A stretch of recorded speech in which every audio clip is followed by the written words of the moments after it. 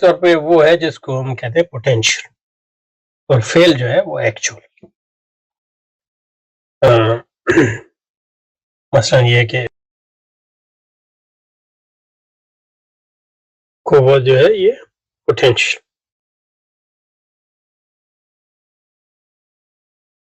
اور فیل جو ہے یہ ایکچوئل. یہ دو تصورات جو ہیں رسول کے بعد ہیں ہمیں، اور یہیں سے حرکت کا وجود آتا ہے. کیونکہ اگر ہر چیز جو ہے اگر بالفعل ہوتی تو حرکت کا کوئی ضرورت نہیں ہے. مثلا خدا میں حرکت اسی لیے نہیں ہے کہ اس کے ہاں کہ وہ ایکچوئلٹی ہے، وہ مکمل ہے. جبکہ دوسری چیزیں جو ہے مثلا مادے میں جو ہے پوٹینشیل ہے چیزیں بننے کا. مثلا یہ کہ یعنی اینٹوں کا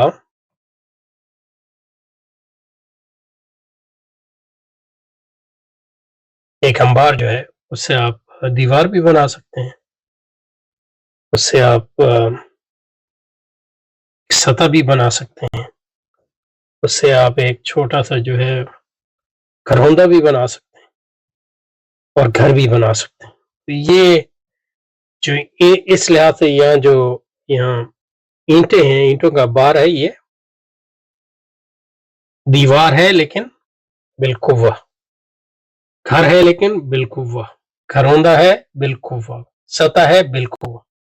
اور دیوار اور گھر اور گھروندہ اور سطح جو ہے یہ بالفعل. تو اینٹوں میں یہ قوت تھی کہ وہ گھر بنے، تبھی تو وہ ہم بنا سکے. تو یعنی ان کی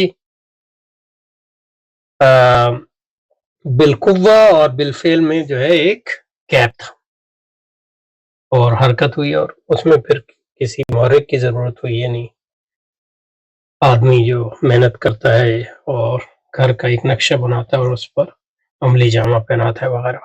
یا مطلب یہ کہ یہ تو میکینیکل چیزوں کی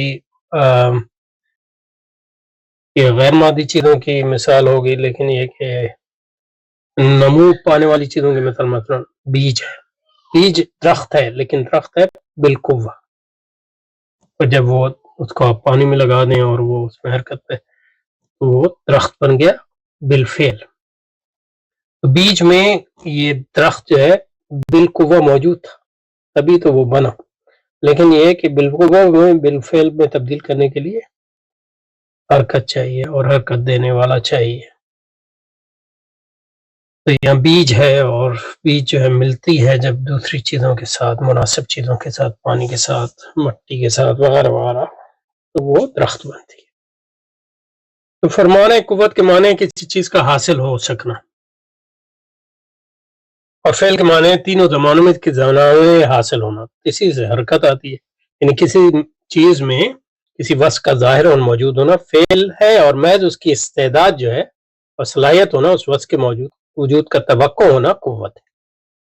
مثلا پیدا ہوتے ہی انسان میں لکھنے کی صلاحیت ہوتی ہے، اس کو بالقوہ کہتے ہیں.